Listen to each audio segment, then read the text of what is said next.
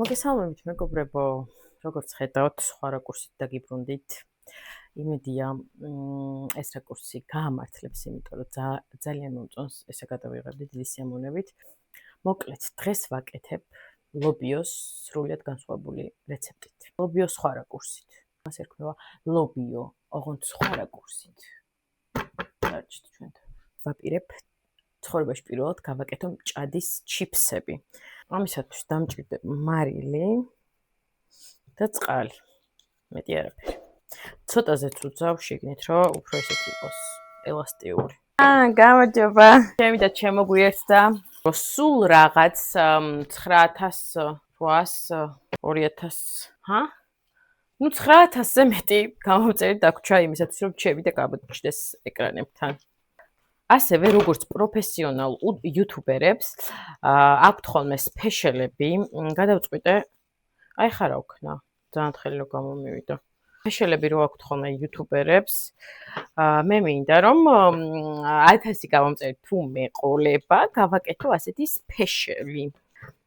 გადავიღო ეპიზოდი, სადაც გავაკეთებ ჩემს საუკეთესო ნომერ პირველ საჭმელს, ანუ ხინკალს. მე ხინკლის გაკეთება კარგად არ ვიცი, იმდენად დიადი მიმაჩნია, მიუხედავად იმისა, რომ ყველაფერს, რასაც ხელს მოვკიდებ, ასე თუ ისე მეტნაკლებად კარგი გამომდის, ხინკალი არის ღვთაებრივი კერძი, რომელსაც ჯერჯერობით ვერ შევეჭიდე, მოხვება არ მისწავლია და თქვენთან ერთად, ეკრანებთან ერთად ვისწავლი მოხვევას.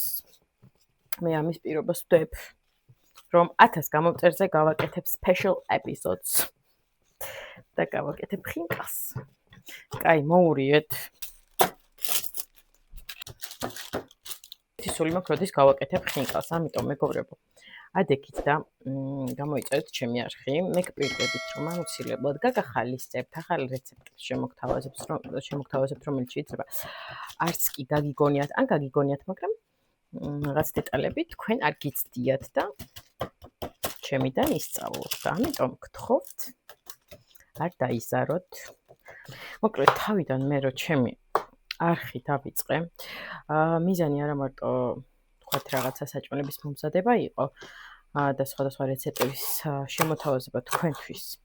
არამედ მინდოდა რომ ეს სივრცე ყოფილიყო რაღაცა ჩემი აზრების, ღირებულებების, დადებითი ემოციების, თუნდაც უარყოფითი ემოციების გაზიარება თქვენთვის და თქვენც ამათთან დაკავშირებით, თქვენი უკავშირების მოსმენაც და ყოველდღიურობაში რაღაცა გამარტივება თქვენი ყოველდღიურობის და უფრო მეტად ეს იყო, ვიდრე ვთქვათ, რაიმე პროფესიონალური საჭმელების გაკეთება.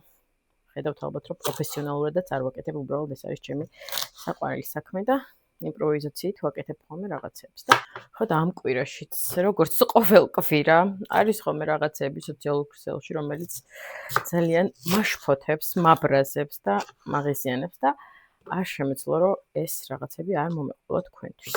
არ ვიცით თუ არა ესეთი YouTube არხი ლაივში გეტყვი, ახალი დაწყებული პოდკასტი აქვს და ხშირად ვფიქრობდი, რომ ჩამერთო და მეყურებინა, მაგრამ რაღაც ჩემი პირადი დამოკიდებულებების გამო აი ვერ ვუყურებ ბოლომდე, მიუხედავად იმისა, რომ რაღაცა თემები მაინტერესებს ხოლმე, რასაც განიხილავენ, მაინც რაღაცნაირად ჩემს გეოვნებაში არ ჩაჯდა და ვერ ვუყურე ვერც ერთხელ. ერთხელ მომიგდო შორტი იმ დღეს, სადაც ამ შორტში საუბრობდა ეს გოგონა, რომ ლანჩის ჩანთა, ვისაც დააქვს მეტროში და საზოგადოებრივ ტრანსპორტში წარმოადგენენ სექტას. ანუ მეც რომ ნათელი გავხადოს ყველაფერი მეც სექტის წარმომადგენელი ვარ, იმიტომ რომ ყოველდღე დამაქვს ლანჩის ჩანთა. ხო და მიუხედავად ამისა, გითხრა რომ არ გვიჯაჯავდა. ზუსტად ამ სიტყვებით. ყველაზე მეტად მომხვდა ყურში, ანუ ჩემს გამო არა, ზოგადად ადამიანების გამო, რომ ღმერთო იქამდე არ მიმიყვანა, რომ მეც იგივე გავაკეთო.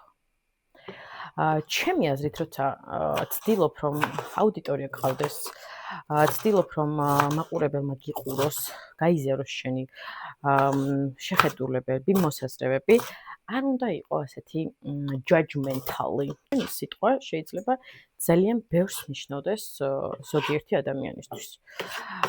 და ძალიან სენსიტიურები უნდა იყოთ იმასთან დაკავშირებით ამ თემას როგორ მიიტანთ თქვენს მაყურებლამდე. თოდაც დააკნიათ ისეთი ადამიანები, რომლებიც დადიან ესე, სხვადასხვა მიზეზების გამო არ არის ეს მიზეზი მხოლოდ ის, რომ მაგალითად შემნაირებს უნდათ რომ იკვებონ ჯანსაღად, წაიღონ თავიანთი მომზადებული დაბალანსებული კვება სამსახურში.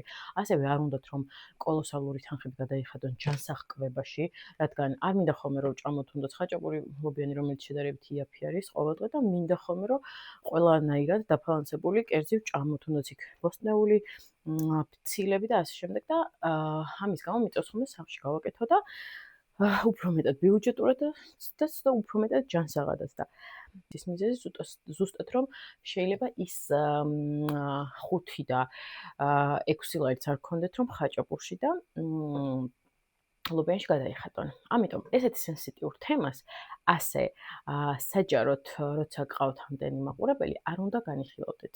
თუ მეტეს ესეთი რაღაცები YouTube-ზე რო ხდება, ანუ მე იმიტომ ვუყურებ YouTube-ს რომ კარგი განწყობა შევიქმნა, კარგი მსჯელობები მოვისმინო, კარგი რაღაც ანალიზების სხვადასხვა საკითხზე და არ მინდა ისეთი სიტუაცია შეიქმნას YouTube-ზე, რომ ზოგიერთი არხის წარმომადგენელი სხვა ადამიანებს რაღაცების გამო აშეიმინგებდეს და არ ცხვენდეს და აბულინგებდეს და ესეთ რაღაცას როცა დავინახავ, არ აქვს მნიშვნელობა. მე მეხება თუ არ მეხება, ყოველთვის ხმამაღლად ვისაუბრებ ამაზე. ძალიან მარტივად შეგეძლოთ, რომ სხვა ფორმულირება მოგენახათ მაგისთვის. მაგალითად ის რომ არ მოგწონთ უბრალოდ ჩანთის ტარება და გაქვთ კომპლექსი იმისა, რომ სამსახურში ლანჩი ატაროთ და ჭამოთ. ანუ ძალიან მარტივად შეიძლებოდა ამის თქმა და სხვებსაც არ აწყენინებდით და სხვებსაც არ განსჯიდით ამის გამო და იმას არ იტყოდით, რომ ღმერთო, იქამდე არ დავეცე, რომ მე ჩანთა ვატარო ცალკე ლანჩისთვის. ეს თქვენი კომპლექსი უფრო არის, უფრო სიღრმისეულად რომ ჩავიდეთ, ვიდრე იმ ადამიანების რაიმე ნაკლი, ვისაც ჩანთა დააქვს ამისთვის. ვინმე უკმაყოფილო არ დაგჭირთ. ეს არის თქვენი მოვალეობა, როცა წერთ ვიდეოს და გინდათ რომ უფრო მეტი აუდიტორია გყავდეთ YouTube-ზე. არ ვაპირებდი რომ გამეტარებინა ეს, დავწერე კომენტარი და ჩემ დაგასაკვირად ამ კომენტარს მე მგონი უფრო მეტი მოწონება ქონდა ვიდრე მაგათ ვიდეოს. ეს კომენტარი ზუსტად ისე დავწერე, რომ არ ყოფილიყო მათთვისაც რაიმე შესარცხვენი და მათი შეიმინგიც არ გამეკეთებინა. მიუხედავად იმისა, რომ ბევრ რაღაც არ მოწონს მათი პოდკასტის, მე არ ჩავთვლის საჭიროდ და არ გააკეთოთ ისეთი რაღაცები, რითაც სხვებს გაუჩენთ ისეთ გრძნობებს, რომ შერცხვეთ თავიანთი ყოველდღიურობის გამო, რომელიც საერთოდ არის თქვენი განსასაჯი საქმე. განსასაჯი მაგარი თქვი. ამიტომ დაუკვირდით და ესეთი საკითხები მიმართ ცოტა სენსიტიურები იყავით. აი ესე გავჭრი რომ მე მარტივად დაიტეხოს ვიდეოებში მაქვს ნანახი. არხანი უნდა გავვრცქნა, ამიტომ გავიკეთებ ხელსათმას, თორე ისე გამიწითლდება ხელები, რომ შეიძლება კაი ხანი ვერ მოიცილო ეს სიწითლე, ამიტომ სამაგიდო თამაშებს თამაშობდით ჩემთვის მეგობართან და ჩემდა გასაკვირად იმენი ხელი ვითამაშეთ. რომ აი ძალიან აზარტში შევედით მოკლედ და ექსტრემალური სიტუაციები იყო ხოლმე, რომ ერთმანეთს ისეთ სიტყვებს უხსნით და ისეთ სიტყვებს ვუკავშირებით, რომ საერთოდ ერთი ასოც შეიძლებოდა რომ არ ყოფილიყო კავშირში ან რაღაცა თვისებაზე ხო ზედმეტი იყო საუბარი და ძალიან გავაერთეთ მოკლედ და ძალიან გვიყვარს სამეგობროში და საახლობლოში ეს სამაგიდო თამაშები და კიდე ამ ბოლოს დროს დავამუღამე იმპოსტერი, რომელსაც თამაშობთ ხოლმე სამეგობრებში და დღეს თანამშრომლებსაც ვათამაშეთ და მოკლედ ძალიან მოეწონათ და დასერჩეთ იმპოსტერი, შეგიძლიათ აპლიკაციაც გადმოწეროთ და ძალიან გაერთობით. როცა ვთამაშობთ ხოლმე მით უმეტეს მაფიას, ჩვენ სამეგობრებში არის ხოლმე ზოგი ისეთი ადამიანები, რომლებიც ძალიან აზარტში შედიან და აი ძალიან განიცდიან თამაშის მსვლელობას. ალბათ ყველას ყავს ისეთი მეგობარი, რომელსაც შეუძლია კვირები ან თვეები ხმა არ გაგცეთ თამაშის გამო და ჩვეულებრივი ხოცვა ჟლეტა მიდის ხოლმე ამ თამაშის პროცესში. ოღონდ მე რა თქმა უნდა არ ვარ ხოლმე ესე ძირითადად ჩემი რამდენიმე მეგობარი არის ხოლმე ძირითადად წყვილები, რომლებიც ერთმანეთს ეჭვობიან და აი ძალიან სასაცილოა ხოლმე ჩემი გადმოსახედიდან ის მომენტი, რომ აი სერიოზულად შეიძლება რაღაცა თამაშზე გაბრაზდე და ანუ რავი, ოჯახებით გადაეკიდო ერთმანეთს ძალიან სასაცილოა ჩემთვის პირადად და მაინტერესებს თქვენ თუ ხართ ესე დამიწერეთ აუცილებლად გამიზიარეთ რა თამაშების დროს ვერ აკონტროლებთ ხოლმე თქვენ ემოციებს. იმათი გართობის რომ მოგახსენოთ, ისინი ვერ ერთობიან ცალსახად ალბათ, იმიტომ რომ მართლა რა ვიცი.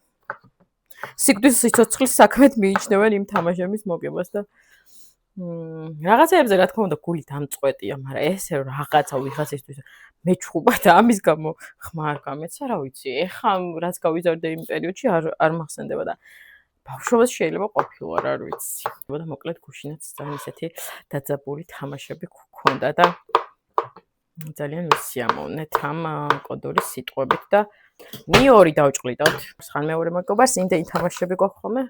მეც აგერ უკვე დავიწყე შეგროვება, რომ აი ძალიან კარგად ვთამაშობთ ხოლმე ამ თამაშებს და უფრო მეტად ვერთობი ხოლმე და ეხლა ლიმონს ჩავაწურო, მაგრამ ამ ხელა ლიმონი ამაში ვაფშე არ ეტრო. соуსზე რო გადავედი. ძალიან მაინტერესებს კიტრის წვნილი გამოვჩა. მოდი ის ვეცკავთ. კიდე არ მომწონს ზეითუნის ესეთის გემო, მაგრამ სალათებს უხდები. გაუცხო სუნელი, ყვითელი ყვავილი, რაც კი გაგვაჩნია, ყველაფერი უქნათ. კესუნეკ. მარილი. და ბოლოს მოვასხავ, ოღონდ ჯერ მოდი კიტრის მწნილი გავჭრათ. პატარა სტაფილოებიც არის, იმასაც ამოვიღებ და მაგასაც უზავ. რა საყვარელია, პატეცინა.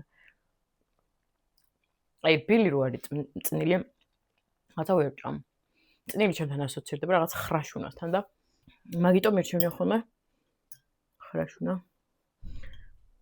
წნილების ყვითელი პატეცინა. ნიორიც გვაქვს. წინა ზამთარს გავაკეთე კომბოსტოს მწნილი. წითელი, ანუ ჭარხავს რო უშვებიან ხოლმე და ძალიან კარგი გამომივიდა და წელსაც მინდა რომ რამდენიმე სახეობის წნილი მაინც გავაკეთო და ჩავდო ზამთრისთვის და ეს რა კარგად გამოიყურება. აი რეჰანი ვქნათ.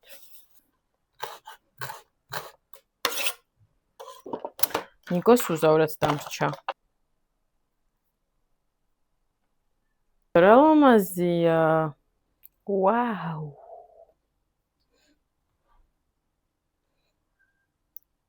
ჭადის ჩიფსებიც გამოცხვა. ძალიან კარგად გამოიყურება სხვათა შორის. როგორ მოგწონთ? ძალიან ლამაზია.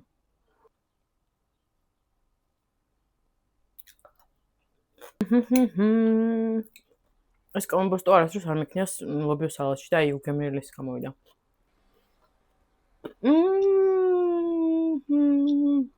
ეს კიდე ჩემი აღმოჩენა. Perfect bite. კმაყოფილი ვარ. მეგობრებო, თუ მოგეწონებათ, აუცილებლად სცადეთ. ჩემი გვერდის გამოწერა არ დაგავიწყდეთ და კიდევ ბევრი საინტერესო საუბრებისთვის და რეცეპტებისთვის აუცილებლად მოიწონეთ ხოლმე ჩემი ვიდეოები და გამომიწერეთ. ახლა კი დაგემშვიდობებით. იმედია ისიამოვნეთ, კოცნით ყველას.